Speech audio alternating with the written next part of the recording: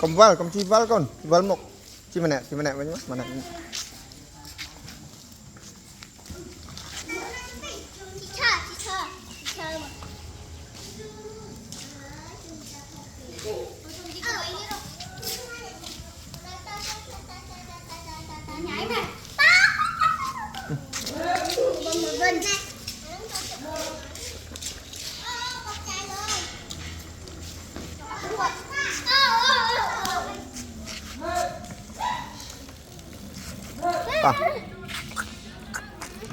ta kêu với nhỉ ta tích trăm tao tích ta đập trai mến đập rúi chán áo mất chứ đập rúi tá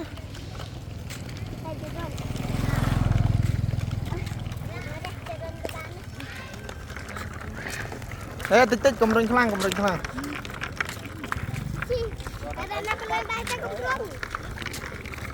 sao rồi tích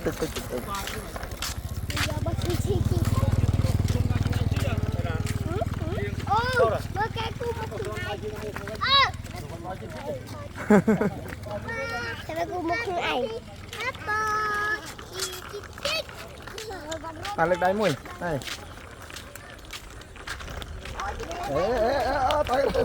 tay bên này ai chứ đây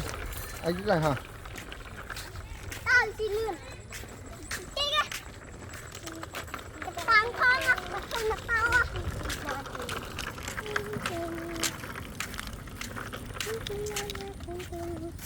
ta mau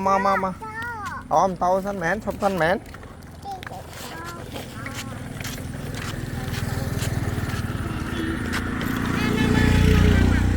chui rừng tích mở mốc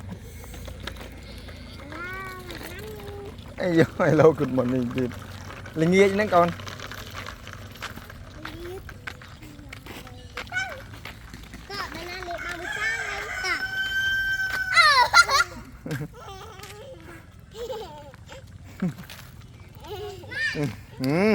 lực chiến xong đấy